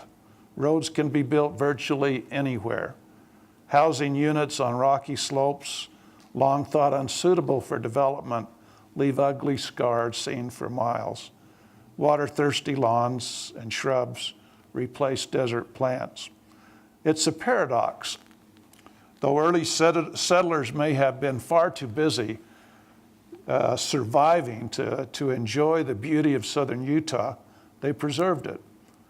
Though present residents were attracted there by that beauty, many of them are complicit in destroying it. Seriously threatened is the sense of stewardship that for the land that was so important to its early settlers, including Darren's people, his cousins, the Paiutes in southern Utah. As I think about the rapid development of my hometown in southern Utah, two important principles come to mind.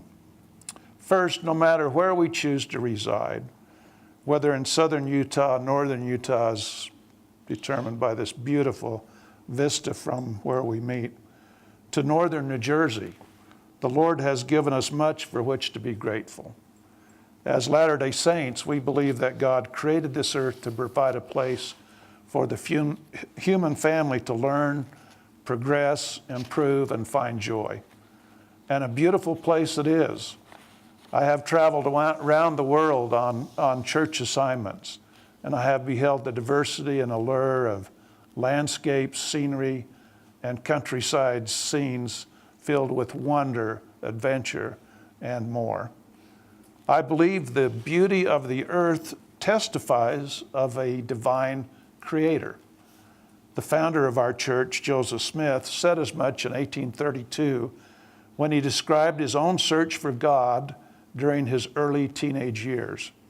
He wrote, quote, "I looked upon the sun, the glorious luminary of the earth, and also the moon, rolling in their majesty through the heavens, and also the stars, shining in their courses, and the earth also upon which I stood, and the beasts of the field, and the fowls of heaven, and of the fish of the waters, and also man walking forth upon the face of the earth in majesty, and in the strength of beauty, whose power and intelligence in governing these things, which are so exceedingly great and marvelous. And when I considered upon these things, my heart exclaimed, well, hath the wise man said, it is a fool that saith in his heart, there is no God.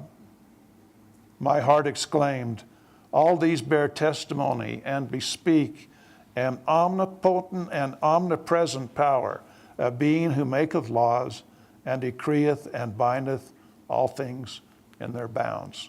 Close quote.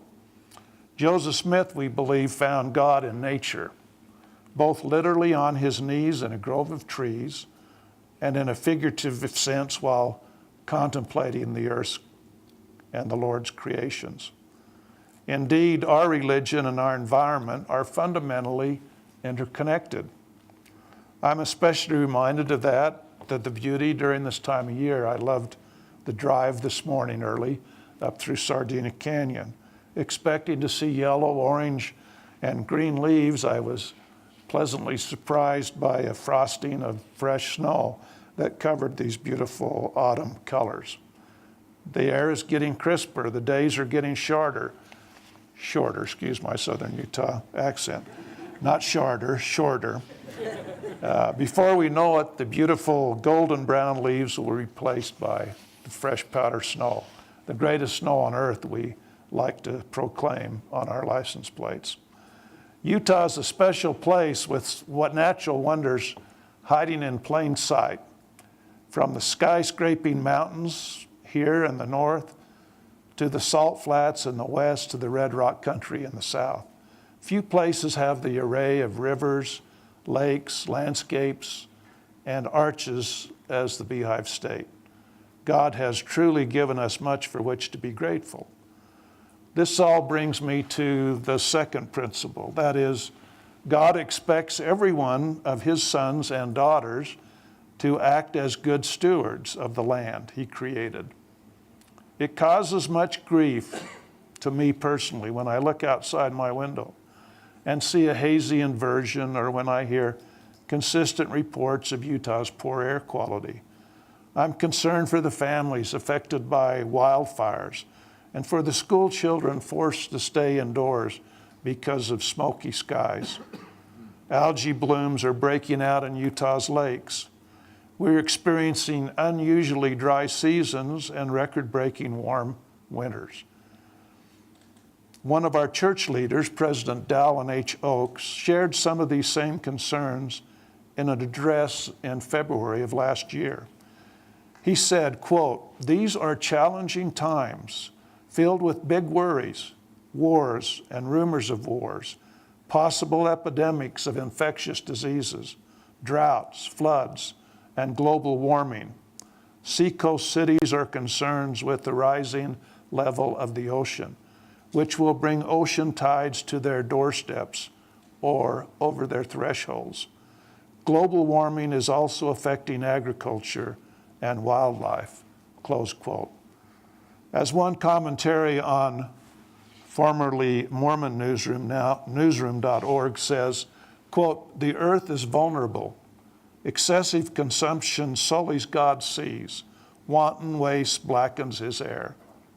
The creation groans under the weight of recklessness and indulgence that neglects both the poor earth and the earth's poor, close quote. Climate change is real, and it's our responsibility as stewards to do what we can to limit the damage done to God's creation. I'm struck by the loving care taken by the Lord in creating this earth, as depicted in one of our church's most sacred religious ceremonies performed in the temples around the world. I believe we ought to emulate that same sense of care and concern toward the earth and its resources. Too often we are a throwaway people, as President Spencer W. Kimball described. Some live lavishly in the moment without a thought for the future. Others believe that because, quote, the earth will one day be renewed and receive its paradisical glory, close quote, that we have a free license to be wasteful. But that's not how it works. God made us stewards over his creations, and as such, he expects accountability. I believe it is unbecoming of anyone, and especially of a Latter-day Saint, to willfully deface and defile the earth. So what does it mean to be a good steward? President Ezra Taft Benson had this to say about the topic. Quote, stewardship in the church is a very important matter. The Lord mentioned it in the Revelations. We are stewards over these earthly blessings, which the Lord has provided.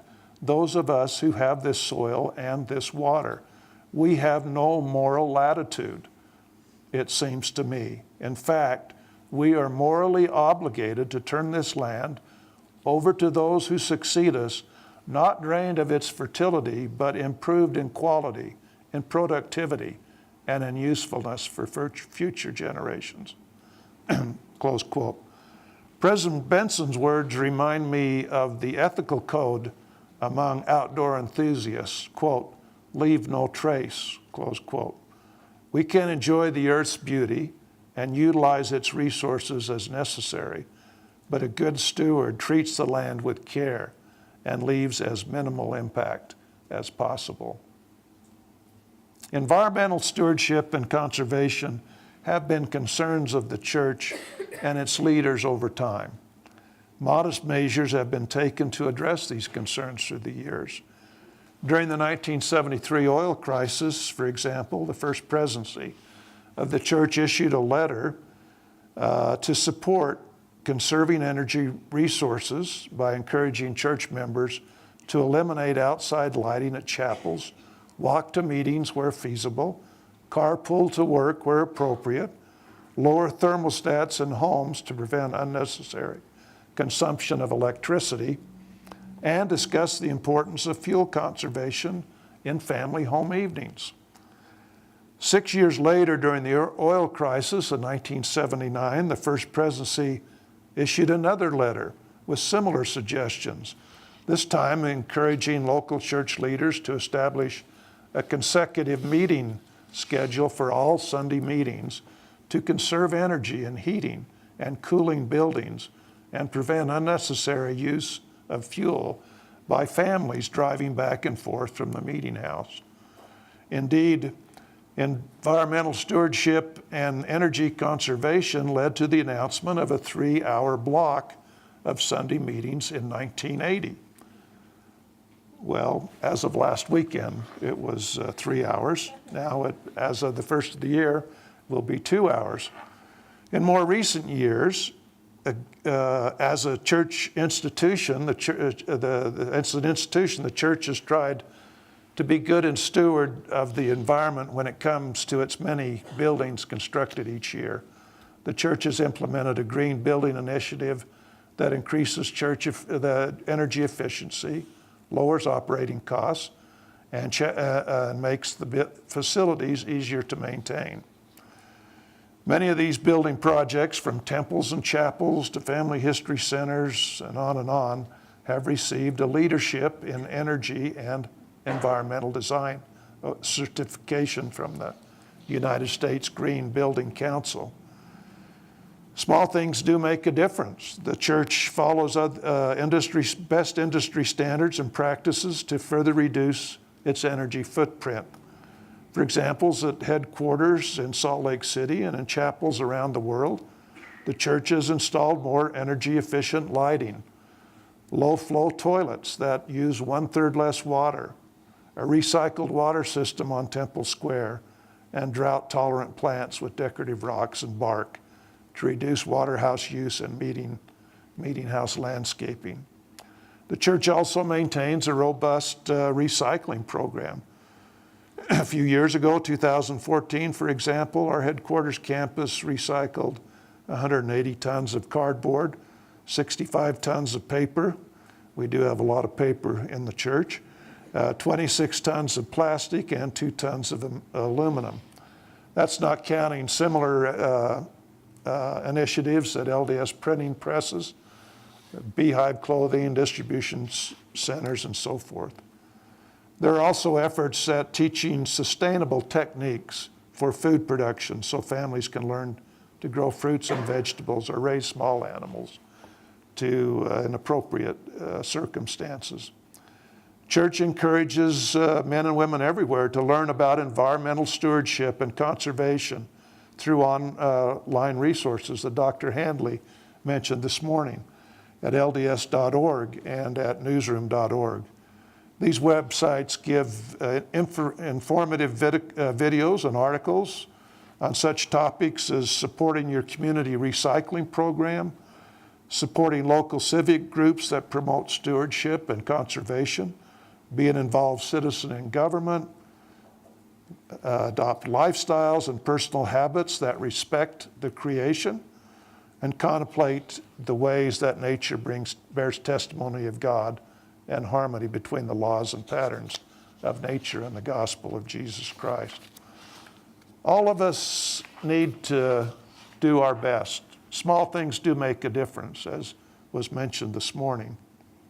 I had the opportunity before my church calling to serve on the Grand Canyon Trust and served as their chairman. Their primary focus was to protect the assets of the Colorado Plateau and the Grand Canyon, and included initiatives to reduce overflights of the Grand Canyon. I personally testified at some congressional hearings about that issue, and fortunately, after an uphill battle, restrictions were put in place to reduce those overflights of the Grand Canyon. We also strive to ensure that power plants, which did not comply with the federal emission standards, did so. I also chaired a Habitat Conservation Plan Committee for the desert tortoise, which was threatened as an endangered species in the Washington County area. And as a result, we were able to create a 67,000 acre reserve for the desert tortoise.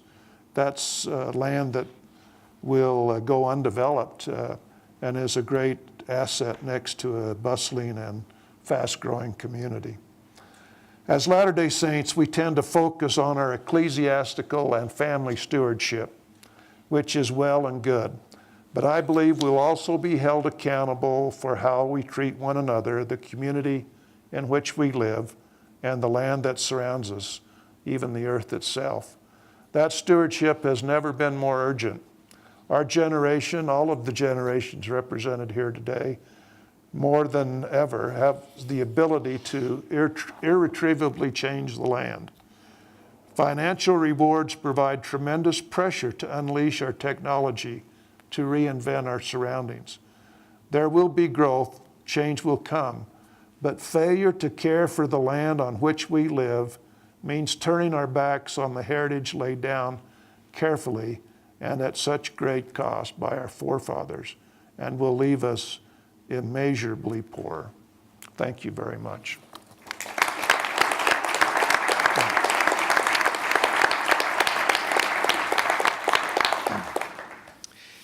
Thank you, Elder Snow. Are there questions, comments, or responses from our panelists here? Dr. Darlington. Thank you very much for that. I found that really inspiring and exciting to hear.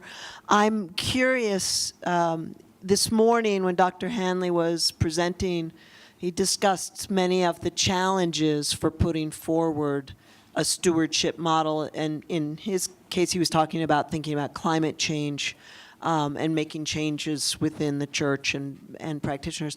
I'm wondering, from your experience, whether you've seen those kinds of challenges or resistance to these kinds of initiatives from the church. I've seen no resistance, and I find that the leadership of the church are fairly well educated on these issues. I think Dr. Hanley's been involved even in one presentation that was made on air quality. It's a small portal, and when you're trying to influence a worldwide church, you have to be careful on your initiatives and what you choose to emphasize. And of course, we strive to bring people closer to Christ and to live better lives, raise families in righteousness. And that's a big order, and it takes a lot of time just to deliver that message.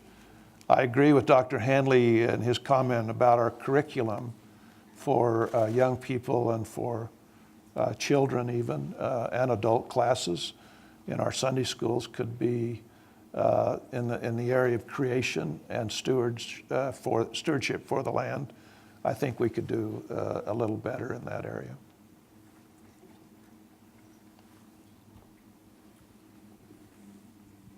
Thank you so much. I was very inspired, very grateful to be here, and grateful that you came.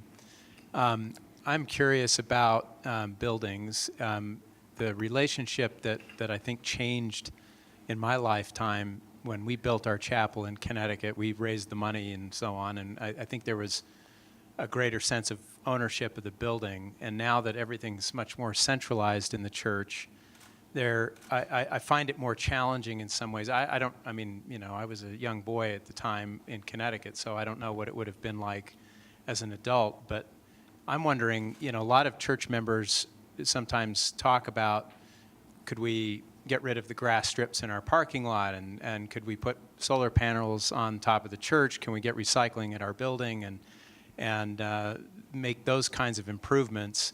And it seems like with the more centralized model of the buildings, there's a less direct relationship that the people who attend that building have. I mean, we do the cleaning projects and so on, but in terms of energy efficiency and that sort of thing, it's a harder, steeper climb for people. And one of the things that really has saddened me is that I'm aware of all these great initiatives in architecture that the church is taking with their construction, but I don't feel like members know anything about it. And so the pedagogical value of having a building that's very energy efficient is lost on the members who go there. So those words back in the 70s about walking to church and using the building more efficiently, it seems like that's needed now more than ever. But because of the centralized management of the buildings, which I'm sure has its own logic, it's just challenging for members to either know or care. And I'm wondering if you have any thoughts about how that could be improved. Well, I agree in one sense. I miss those days when we contributed more to the direct construction of our own meeting houses. It was kind of a unifying effort as we all came together to raise the funds to do that. Even worked on the buildings, I remember. It is much more centralized today, but I think the bishopric, who has the direct role in supervising the construction of buildings, I think has been very open on a global scale of trying to be much more energy efficient. We don't talk about that much. You're right. We don't tell people much about what we're doing on energy efficiency, and that's a message that we probably ought to toot our horn a little better. But as you said, by centralizing, we reduce the opportunity to sometimes do some local improvements that might be easier to do on a local basis. But I think this is a progressive bishopric. I think we could, I think anyone who has a concern could write, and I think if enough people spoke up, I think there might be some opportunity to do that on a local basis. I drove here in a church-owned hybrid car, for example. So much of the growing percentage of the church fleet is hybrids or much more energy efficient vehicles. So they're really trying to do quite a bit, but it's not something they tout from the pulpit. Yeah. Well, thank you very much. I very much enjoyed listening to you. My question is, would there be any problem substituting the language of high priesthood for the language of stewardship in what you have been saying? Well, you have to understand I'm a 70. That puts me about the third level of leadership in the church. I wouldn't be able to comment on that. You couldn't comment on that because No, I don't know. It seems to me, from what you're saying, that that fits perfectly well with the biblical model of the role of the high priest, and bearing in mind that there is no biblical precedent for Adam as a steward. I think those two would fit together very well. Thank you. That's a very good thought.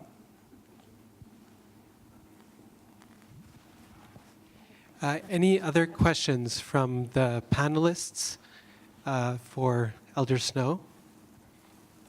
We've got just a minute here. Hang on, I had one, but it went away. It's in there somewhere.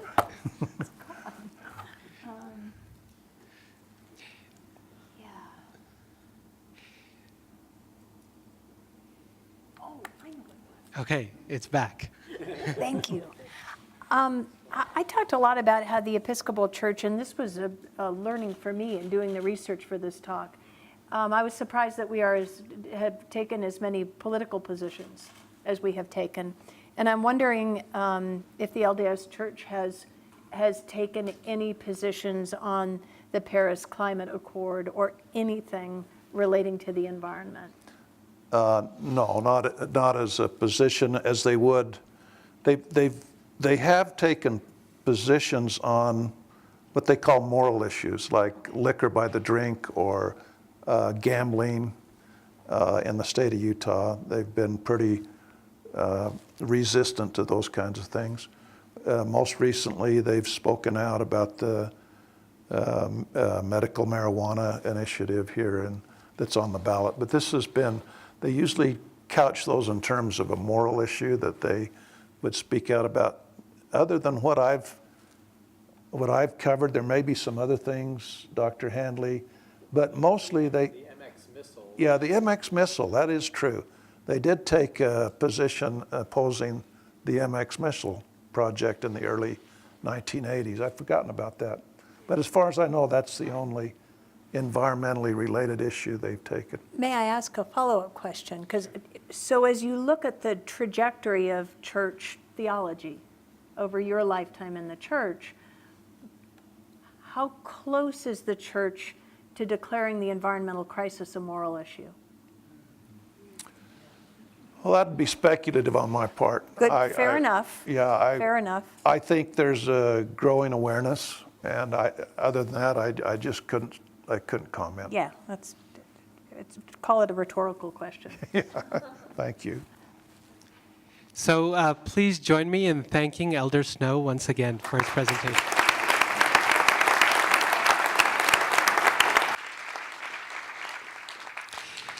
So before we thank our panelists one more time for their great presentations, just a couple of things I should mention. One is that, as Reverend Springer has already mentioned, we originally had planned and advertised the Right Reverend Bishop Carolyn Tanner Irish from the Episcopal Church to be presenting, and we send our thoughts and our prayers to her for a swift recovery of her health.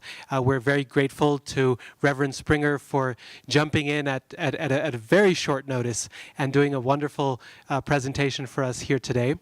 The other thing I want to mention is that the Religious Studies program here really hopes to make God in Smog an ongoing initiative. And if you would like to be involved in this, and we certainly hope you will, We have a guest book outside that you can write your name down, but if you'd like to be involved further in planning and organizing and participating in future such events, then please also write down a way for us to contact you, an email address, for example. So that's available on the table outside, where you'll also find some books by our panelists today. So I hope you won't go very far after this. Let's see, let's come back at 4:30. That's in 15 minutes time after a break. And we will have an opportunity for over half an hour for questions and comments from the audience. An opportunity for all of you to participate and ask any of our panelists questions or make comments about their presentations, after which this conference will wrap up. So please finally join me once again in thanking our wonderful panelists for the second panel.